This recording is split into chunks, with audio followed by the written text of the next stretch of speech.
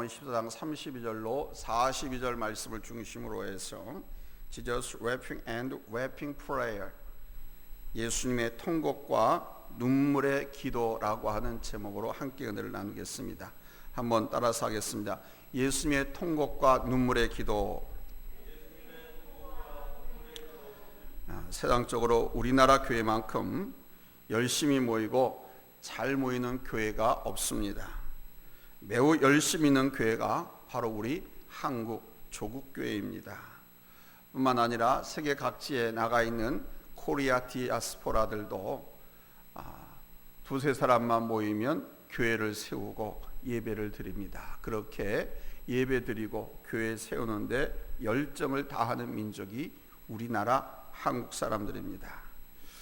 우리나라 교회만큼 기도가 뜨겁고 많이 하고 길게 하는 곳도 세계적으로 찾아보기 어렵습니다. 참 좋은 모습이죠. 기도 많이 하는 성도, 기도 많이 하는 교회, 그러기에 하나님 은혜 안에서 우리 한국교회는 놀라운 부흥을 거듭해 왔습니다.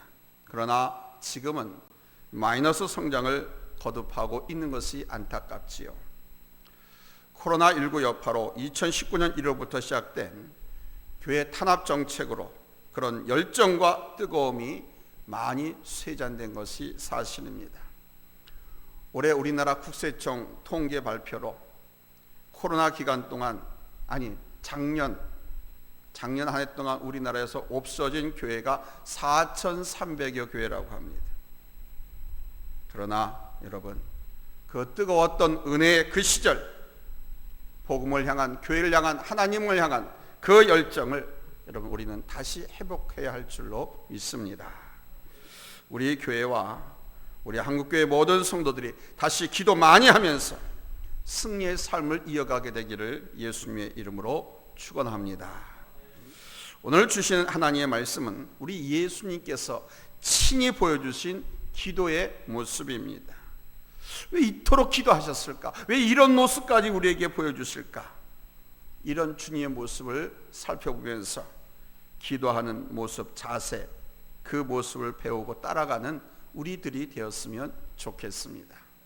첫째, 그러면 하나님이신 예수님이 왜 기도를 하셨습니까?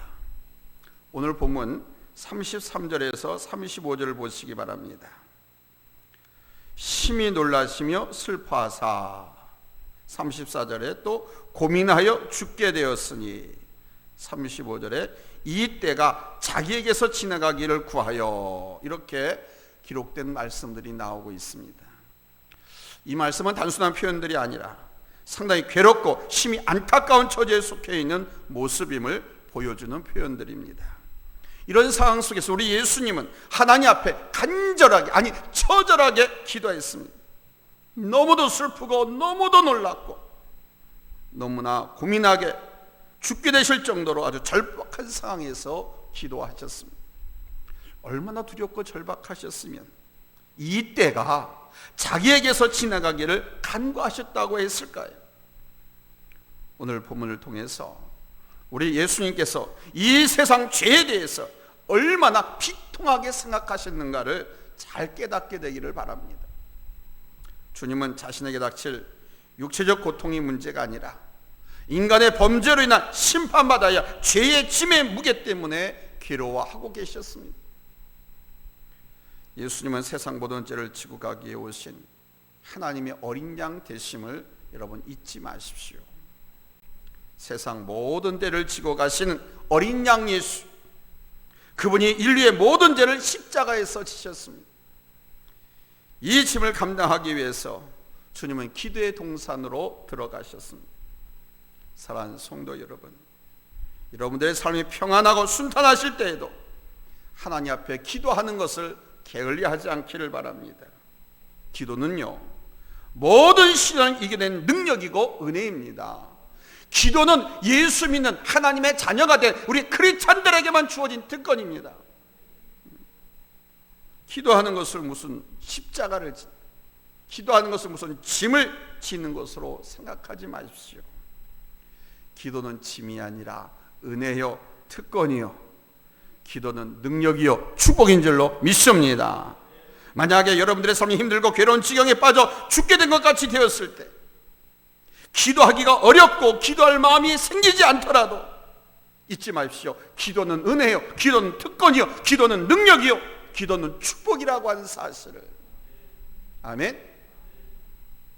기도는 능력이고 만사를 이기게 하는 것을 우리가 믿어야 됩니다.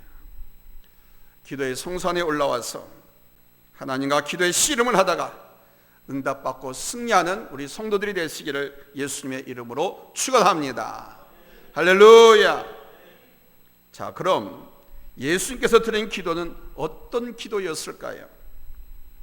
예수님의 기도는 처절할 정도로 아주 간절한 기도였습니다.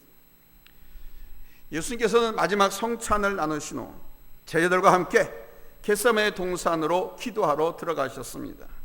이 겟세마네 동산, 겟세마네는 기름을 짜는 틀이란 뜻을 갖고 있는 지명입니다. 그러니까 이것은 우리 예수님께서 아주 습관적으로 기도하시던 기도 처소였습니다. 보면 34절의 말씀처럼 고민하여 죽게 되었다라고 하실 정도로 그런 마음을 갖고 있는 예수님인데, 그 마음이 여유가 있고 한가로울 리가 없겠죠. 적당할 리도 없었을 것입니다. 우리 누가복음 22장 44절을 한번 찾아보겠습니다. 누가복음 22장 44절입니다. 여유가 있고 한가하고 평안해서 기도하러 올라갔다고요? 천만의 만만의 말씀.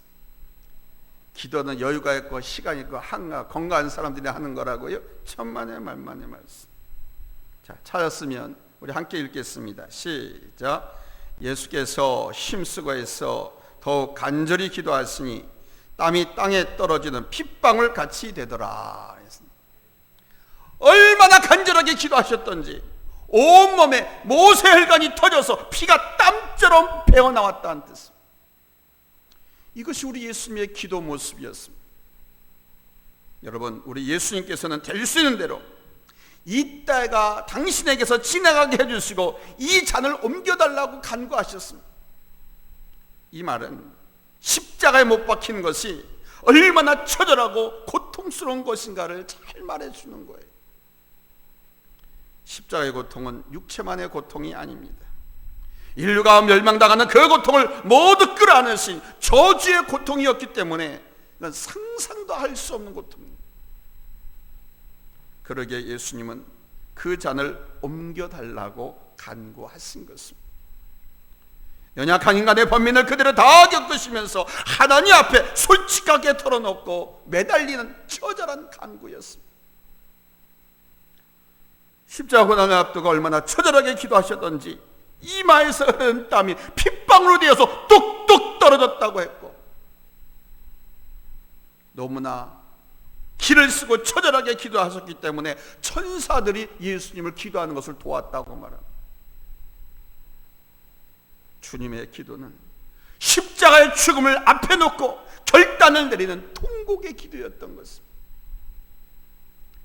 땀과 피를 쏟는 기도였습니다. 생명을 건 기도였습니다. 히브리서 5장 7절에 보니까 이때 예수님의 모습을 심한 통곡과 눈물로 간구와 소원을 올렸고 이렇게 표현하고 있습니다.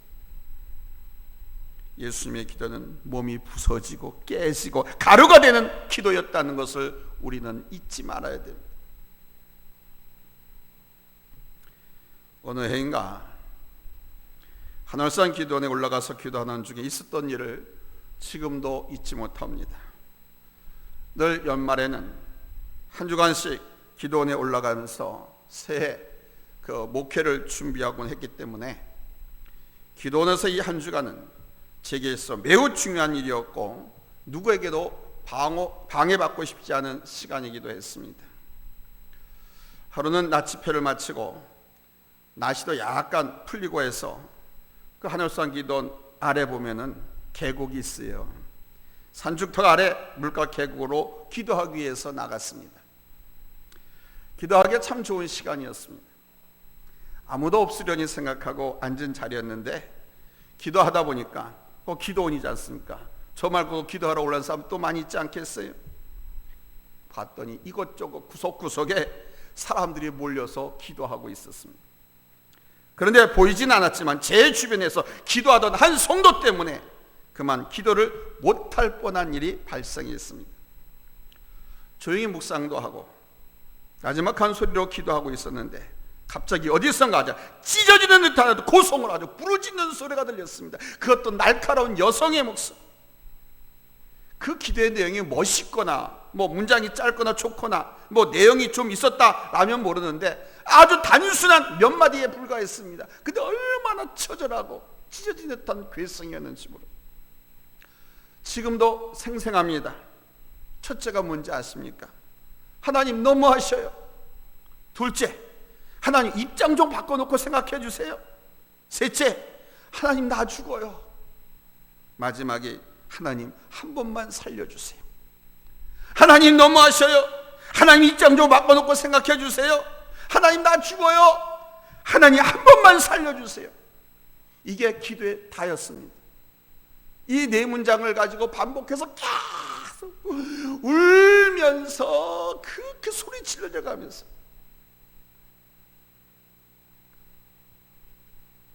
밤새도록 이 여자 성도의 기도 때문에 제 기도 집중이 되지 않았습니다. 처음에는 기도를 못하겠다고 생각하고 제가 하던 기도까지 멈췄습니다. 그런데 그녀의 기도는 계속되었습니다. 울부짖는 소리, 찢어지는 듯한 그 괴성을 질러가면서. 그때 제 마음에 이런 생각이 들려왔습니다. 내 어찌 목사가 되어서 저 양의 부르짖음을 이해 못한단 말이냐? 오죽했으면 저렇게 기도하겠느냐? 정녕 저 모습과 저 기도를 목사인 내가 이해할 수 없더냐? 이런 마음이 계속해서 제 마음을 두드렸습니다. 그러니 어떡해요? 그게 주님의 음성인데 회개가 나오더라고요. 하나님 제가 잘못했습니다. 잠시 하나님 앞에 회개 기도하는데 그러고 나서 이제부터는 그 여인의 기도를 응원하면서 나도 기도를 하게 되었습니다. 그 여자가 하나님 너무하셔요. 그러면 제가 받아서 하나님 너무하다고 하시지 않습니까? 무슨 일인지 몰라도 좀 들어주세요. 풀어주세요. 또 입장 좀 바꿔놓고 생각해 보세요 하면 하나님 입장 좀 바꿔서 생각해 주시면 안 될까요? 그렇게 해주세요. 아무튼 그렇게 또 받아서 기도해 줬습니다. 아무 좌우지가 그 여성도의 기도를 맞받아서 주거니 받거니 응원해 주다가 3시간 정도가 흘러가 버렸습니다. 그분이 누구인지 지금도 모르지만 정말로 간절하게 눈물로 그토록 매달리던 기도, 여러분 우리 하나님께서 분명히 응답해 주신 줄로 믿습니다. 아멘. 사랑하는 성도 여러분, 우리도 예수님의 기도의 모습을 본받아서 기도하는 성도들이 되십시다. 응답받는 기도가 될 줄로 믿습니다. 아멘. 우리들도 원함에 친 기도의 제목이 있다면 우리 주님처럼 끝까지 힘쓰고 애쓰며 간절하게 기도해서 응답받는 기도의 용사들이 다 되시기를 예수님의 이름으로 축원합니다. 할렐루야, 할렐루야.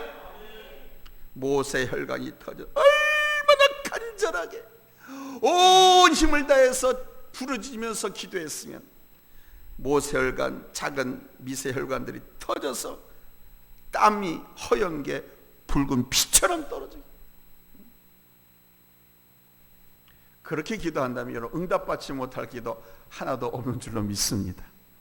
아멘. 자, 그럼 세 번째, 우리 예수님의 그 기도의 결론은 무엇이었느냐 하는 것입니다. 예수님의 기도의 결론 본문 35절에서 36절입니다. 우리 한번 찾았으면 다 같이 아멘 합니다. 합독하겠습니다. 시작. 조금 나아가사 땅에 엎드려 될 수 있는 대로 이때가 자기에게서 지나가기를 구하여 이르시되 아빠 아버지여, 아버지께는 모든 것이 가능하오니 이 잔을 내게서 옮기시옵소서. 그러나 나의 원대로 마옵시고 아버지의 원대로 하옵소서. 아멘. 우리 예수님께서 그토록 처절하게 기도하셨지만 당신 생각과 당신 뜻대로 되기를 고집하지 않으셨다는 거예요. 성부 하나님 아버지의 뜻대로 되기를 기도하셨습니다. 이것이 우리 예수님이 하신 기도의 결론입니다. 예수님의 기도는 순종을 전제로 한 기도였다라는 사실.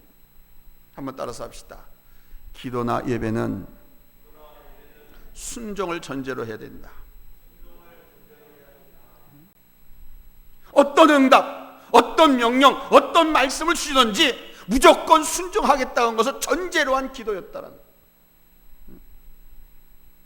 사실 자신의 뜻을 포기하고 순종한다는 것은 매우 어렵고 힘든 일이죠.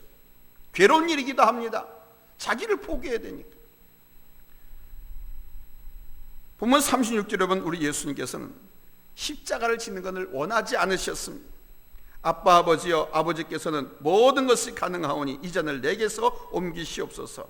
그러나 나의 원대로 마옵시고 아버지의 원대로 하옵소서. 이게 순종의 기도입니다. 이 순종의 기도를 하신 겁니다. 그 앞전에는 땀방울이 핏방울이 돼서 뚝뚝 떨어지도록 이 잔을 내게서 옮기시옵소서 라고 처절하게 간절하게 기도하셨지만 결국은 이 순종의 기도를 하시잖아요. 내 뜻대로 마옵시고 아버지의 뜻대로 하옵소서. 여러분, 내 소원을 버리고 아버지의 소원을 따른다고 하는 것은 결코 쉬운 일이 아닙니다. 근데 우리 예수님은 당연히 그렇게 하셨습니다.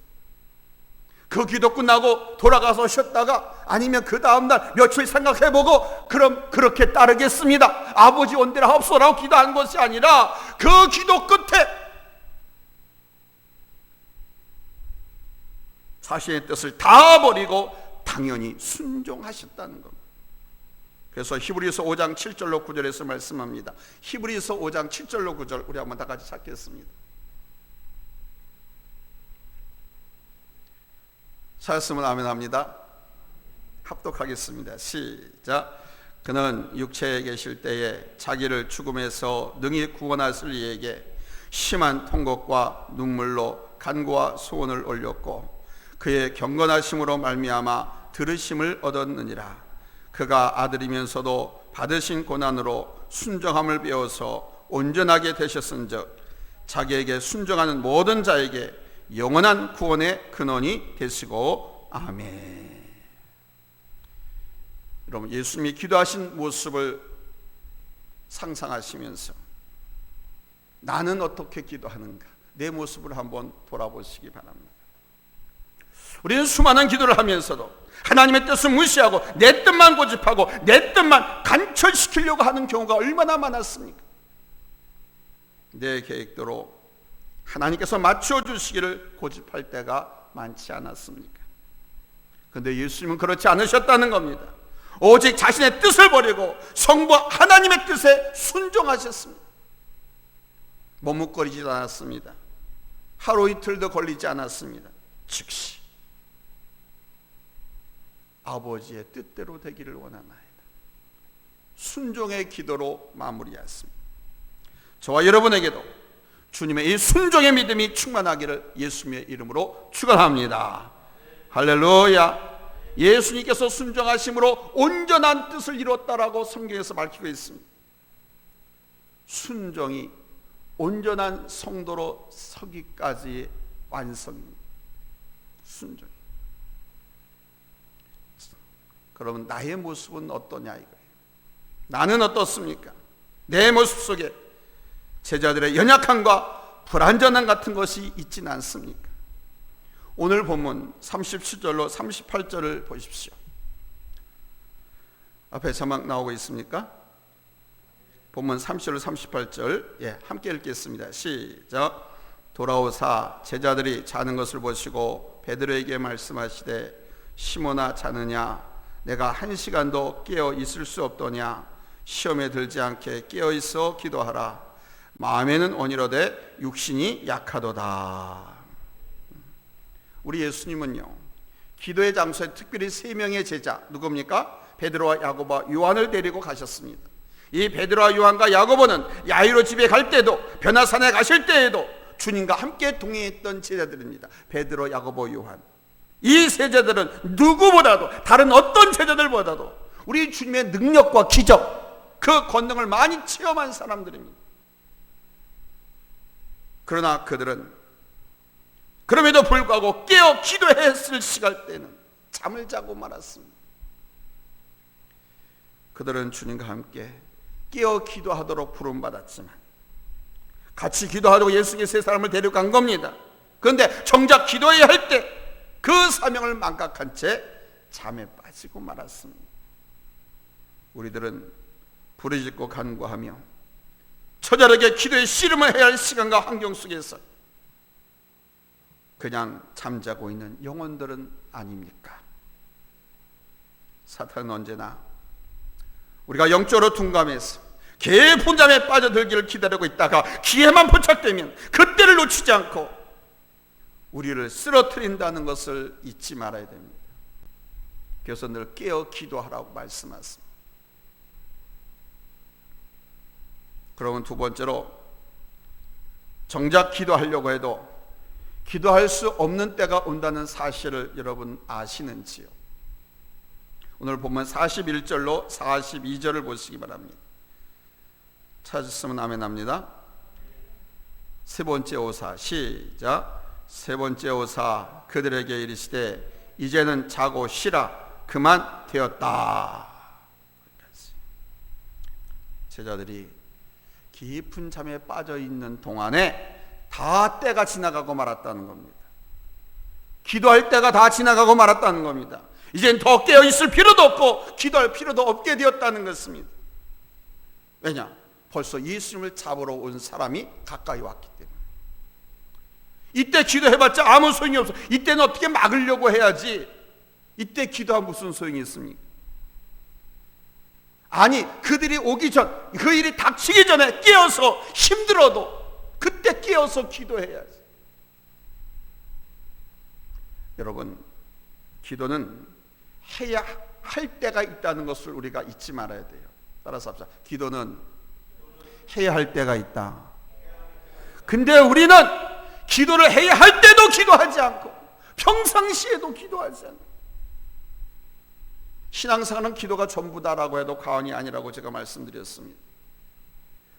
기도는 하나님의 능력이고 은혜고 축복이고 하나님의 자녀들에게 주어진 특권입니다.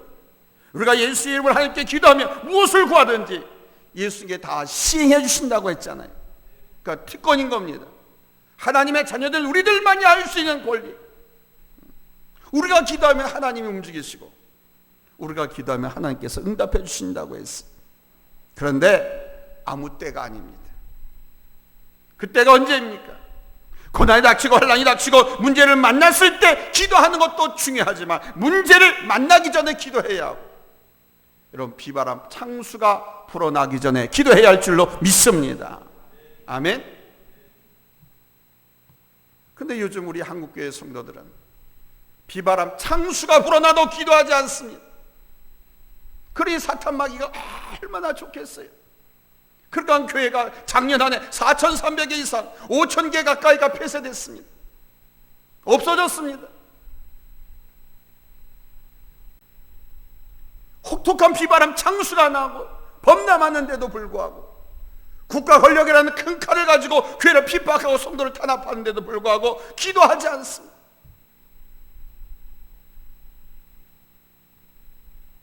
그러나 이제는 포스트 코로나 시대, 코로나 엔데믹 시대로 접어들어가고 있습니다. 정부 발표로는 내년 3, 4월 안으로 코로나가 WHO에서 종식 선언을 할 것 같습니다. 다음 주부터는 실내에서 마스크 착용하는 문제도 해당 주무기관에서 논의를 활발하게 해서 결론이 날 것 같습니다. 기도해야 합니다. 깨달아야 합니다. 자, 우리 시편 32편 6절을 다 같이 찾아서 읽겠습니다. 시편 32편 6절입니다.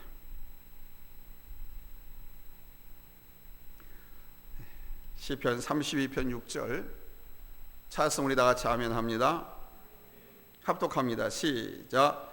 이로 말미암아 모든 경건한 자는 주를 만날 기회를 얻어서 주께 기도할지라. 진실로 홍수가 범람할지라도 그에게 미치지 못하리이다. 아멘. 경건한 모든 자는 주를 만날 기회를 얻어서, 그러니까 주를 만날 기회, 여러분 예배 시간마다, 아멘, 이게 의무적으로 하나님을 만날 수 있는 기회 아닙니까? 공에서 만들어 놓은 거 아닙니까? 그런 기회를 놓치지 말고 나와서 기도하라는 겁니다. 예배 드리라는 겁니다.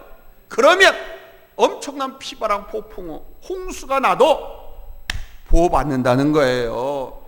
아멘. 그 해가 재앙이 그에게 미치지 못하리라고 말씀하고 있습니다.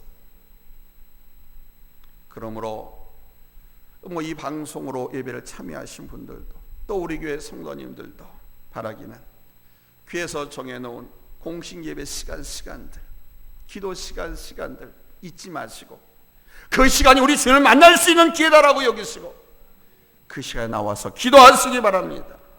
기도하시기 바랍니다. 기회를 만들어서라도 기도해야 됩니다. 그리하면 홍수가 범람하는 때가 와도 여러분 우리에게는 나쁜 영향을 미치지 못하게 될 줄로 믿습니다. 사랑하는 성도 여러분, 예수님의 기도를 본받아서 우리 순종하는 마음으로 기도합시다. 환난하고 난 다음에 기도하는 것도 중요하지만 환난 당하기 전에 주님의 은혜와 평강, 축복이 넘치는 때에도 날 모이게 힘쓰고 날 기도하고, 여러분 우리 하나님을 의지하는 여러분 기도의 사람들, 주의 백성들이 다 될 수 있기를 예수님의 이름으로 축원합니다. 할렐루야. 기도는 결코 무거운 짐이 아닙니다. 기도는 무거운 십자가가 아닙니다. 무거운 십자가라고 생각하니까 우리가 기도하기를 쉬고 버거워하고 부담스러워하는 거예요. 기도는요 하나님의 날개를 다는 겁니다. 우리 기도하는 사람은 기도는 하나님의 은혜를 받고 축복의 통로가 되는 겁니다. 은혜의 방편이고 수단입니다. 기도면 하나님께서 험한 사람을 해치고 이기고 승리할 수 있는 능력을 주십니다. 지혜를 주십니다. 기도는 결코 십자가 무거운 짐이 아님을 잊지 마십시오. 구하는 대로 좋은 것을 주겠다고 약속하신 축복이고 은총과 능력인 것을 잊지 마십시오. 주님의 이름으로 간구하는 여러분의 기도가 다 응답되어지고 하나님의 은혜가 여러분 강물처럼 흘러넘치는 우리 대한민국 하나님의 교회 온 지역이 될 수 있기를 예수님의 이름으로 축원합니다. 할렐루야. 기도합니다.